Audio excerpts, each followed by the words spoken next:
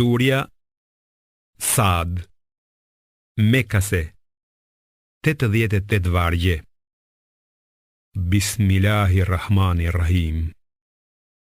Me emrin e Allahut, të gjithë mëshirshmit, mëshirëplotit. Sad. Betohem në Kuranin plot këshilla, se ti Muhammed thua të vërtetën.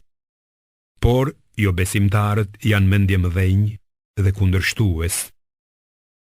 Sa e sa breza para tyre ne i kemi zhdukur. Ata kanë thirrur për mëshirë, por ka qenë vonë. Ata, Mekasit, çuditen për ardhjen e një paralajmëruesi nga gjiri i tyre, dhe jo besimtarët thonë: ky është magjistar dhe gënjeshtar. A mos kërkon ai që të gjithë zotat i bëjë një zot të vetëm? Vërtet që kjo është një gjë e çuditshme. Paria e tyre largohet duke thënë: mos ja vini veshin dhe qëndroni të durueshëm pranë zotave tuaj. Kjo është puna që duhet bërë vërtet. Këtë monoteizëm nuk e kemi dëgjuar në fenë e fundit, fenë e krishterë. Ky është vetëm një trillim i gënjeshtër. Pse, vetëm atij i është shpallur fjala e Allahut ndërmjet nesh? Po, ata dyshojnë në këshillën time, sepse ende nuk e kanë provuar dënimin tim. A mos valla ata kanë në dorë thesaret e mëshirës së Zotit tënd, të plot fuqishmit, dhuruesit? Apo i tyre është pushteti i qijeve, i tokës dhe çka midis tyre? Atëherë, le të ngjiten me litar në qiell. Grupi i tyre, Mekasve, është vetëm një prej ushtrive të cilat do të shpartallohen. Edhe para tyre ka përgënjeshtruar populli i Nuhut, fisi Ad dhe faraoni, njeriu i hunjve, ku torturonte njerëzit. Por edhe fisi Themud, edhe populli i Lutit, edhe banorët e Eiketit, ata ishin vërtet ushtri të fuqishme. Të gjithë ata i quajtën të dërguarit gënjeshtar, andaj e merituan dënimin tim. Kurse këta, Mekasit, presin vetëm një britm, fryrjen e parë të bririt që nuk do të pushojë. Ata thonë: o Zoti ynë, shpejtona pjesën tonë të dënimit para ditës së llogarisë. Ti duroje atë që thonë ata, dhe kujtoje robin ton të fuqishëm, Daudin, që për herë i drejtohej Zotit. Ne janë nënshtrua malet që bashkë me të ti luteshin Allahut në mbrëmje dhe në mëngjes edhe shpendët e tubuar. Të gjithë i drejtoheshin atij. Ne ja forcuam mbretërinë dhe i dham mençuri e dijeni për të gjykuar.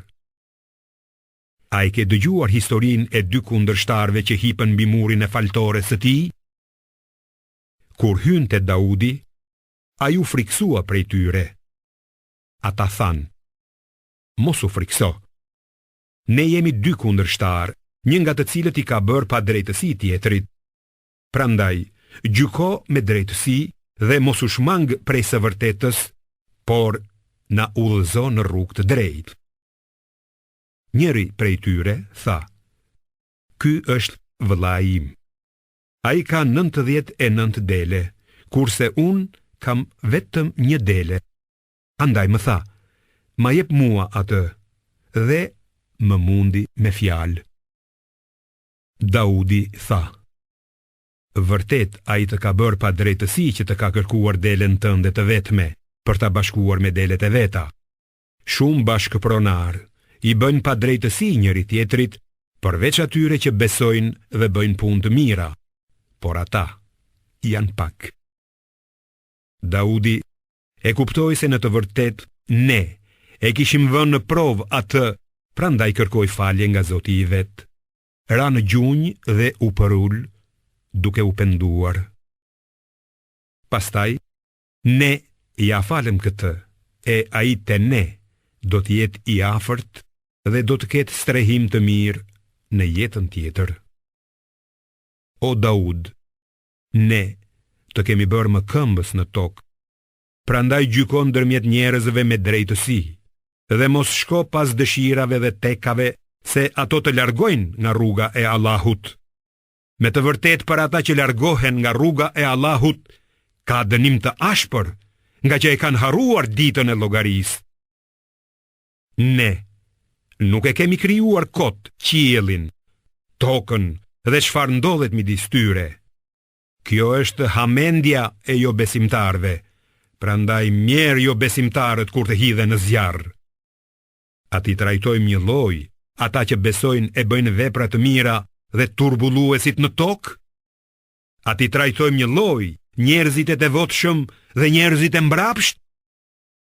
Ky Kur'an është një libër i bekuar, që ne ta kemi zbritur ty, Muhammed, për të përsiatur mbi vargjet e tij dhe për të këshilluar me të mendarët. Ne i falëm Daudit Sulejmanin, një rob të mrekullueshëm. Ai i drejtohej gjithnjë me pendes Zotit. Kur një pasdite ju paraqitën kuajt këmbë shpejt, ai tha: Unë shfaqja dashuri më të madhe për pasurinë kuajt, se sa për lutjen ndaj Zotit tim, derisa dielli humbi mbas malit. Mi ktheni ata kuajt. E pastaj nisi t'i pres me shpatë këmbët dhe qafat e tyre.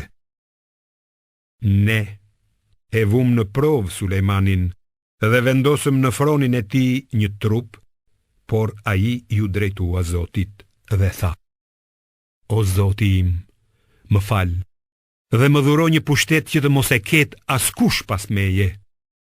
Me të vërtet, ti je dhurues i madh. Pastaj, ne ja nënshtruam atij erën që të frynte me urdhërin e tij, ande nga të donte ai.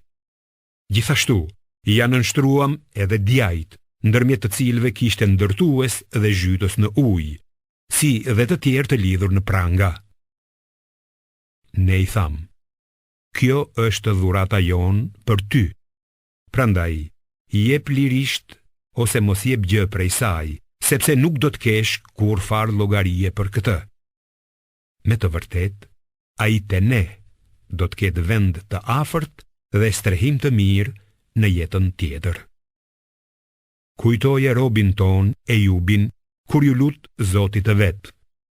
Me të vërtet më ka goditur djalli me mundim dhe vuajtje. Ne ju përgjigjëm: bjeri me këmbë tokës dhe aty do të dal një burim me ujë të ftohtë për larje dhe pirje. Ne ja kthyem atij familjen dhe 2 herë më tepër, si mëshirë prej nesh dhe këshillim për mendarët. Ne i tham atij: merr me dorën tënde një tufë thuprash e bjeri let me to gruas tënde dhe mos e shkel betimin tënd. Ne e gjetëm atë të durueshëm, rob të mrekullueshëm. Ai kthehej vazhdimisht me pendes tek Zoti. Kujto robërit tan, Ibrahimin, Ishakun dhe Jakubin, të fortë në besim dhe largëpamës. Ne u dhuruam atyre një virtyt të veçantë që ta kenë gjithmonë në mend botën e ardhshme. Një mend, ata janë tek ne nga njerëzit më të mirë e më të zgjedhur. Kujtoje edhe Ismailin, Eljesain dhe Dhulkiflin. Të gjithë ata kanë qenë nga besimtarët e zgjedhur e të mirë. Ky është një përkujtim. Vërtet për njerëzit që ruhen nga gjunahet, ka kthim të mirë në botën tjetër. Në kopshtet e Adnit, dyert e të cilit janë të hapura për ta. Aty do të prehen e do të kënaqen me pemë dhe pije të lloj-llojshme. Pranë tyre do të ketë hyrie të dlira e moshatare që nuk shikojnë anash. Kjo ju është premtuar për ditën e llogarisë. Këto janë një mend begati tona që nuk kanë të sosur. Kjo është kështu për besimtarët, kurse për njerëzit e pabindur do të ketë vërtet një kthim të keq në Xhehenem, ku do të digjen. Sa vend qëndrimi shëmtuar që është ai. Kjo i pret ata. Le ta shijojnë ujin e valuar dhe të qelbët dhe të tjera mundime të lloj-llojshme të ngjashme me to. Ne do t'u themi prijësve të jo besimtarve: ky është një grumbull bashkë me ju. Nuk ka mirëseardhje për ta. Me siguri që ata do të digjen në zjarr. Pasuesit jo besimtar do t'u thonë prijësve të tyre: ah, ju mos paqit çlirim e as qetësi. Ju na keni sjell në këtë gjendje. Sa strehimi keq është ky. Pastaj ata do të thonë: o Zoti ynë, atyre që na e përgatiten këtë neve, dy fishoju atë dënimin në zjarr. Do të thonë: pse nuk po i shohim njerëzit që ne i quanim të këqinj dhe i përqeshnim, apo na kanë humbur sysh? Kjo do të ndodhë vërtet. Banorët e zjarrit të Xhehenemit do të grinden ndërmjet tyre. Thuaj, o Muhammed, në të vërtet, unë jam vetëm paralajmërues. Nuk ka Zot tjetër të vërtet përveç Allahut, të vetmit nga dhënjimtarit, Zotit të qijeve e të tokës dhe të gjithë shkaje që gjendet midis tyre, të plot fuqishmit, falësit të madh. Thuaj, ky Kur'an është një mesazh i madh, e megjithatë, ju nuk po ja vini veshin atij. Unë nuk kam pasur asnjë dijeni për grupin më të lartë kur diskutonin mes tyre për krijimin e Ademit. Mua më është shpallur se jam vetëm paralajmërues i qartë. Kur Zoti yt u tha engjëve: unë do të krijoj një njeri prej balte. Kur t'i jap trajt dhe t'i fryj prej shpirtit tim, përulluni në sejdë atij. Të gjithë engjëjt së bashku u përullën në sejdë, përveç Iblisit. Ai u bë mendjemall e një nga mohuesit. Zoti tha: o Iblis, ç'të pengoi ty që të mos përullesh në sejdë para atij që e kam krijuar vetë me duart e mia? A mos u bëre mendjemall, apo mendon se je nga të lartët? Iblisi tha: unë jam më i mirë se ai. Mua më ke krijuar prej zjarrit, kurse atë prej balte. Allahu tha: atëherë dil prej xhenetit. Me të vërtet ti je i mallkuar dhe mallkimi im do të jetë mbi ty deri në ditën e gjykimit. Ai tha: o Zoti im, më jep afat deri në ditën kur do të ringjallen ata.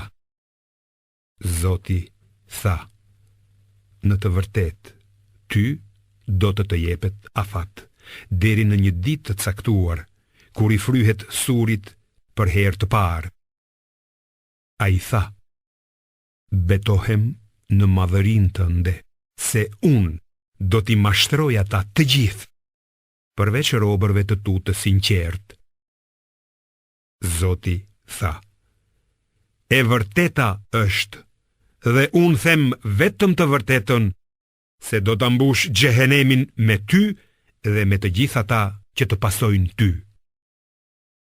Thuaj, o Muhammed, unë prej jush nuk kërkoj kur farë shpërblimi për këtë Kur'an, e as pretendoj të jem diçka që s'jam. Në të vërtet, ky Kur'an është këshill për tërë botën, dhe ju me siguri që do ta merrni vesh të vërtetën shumë shpejt.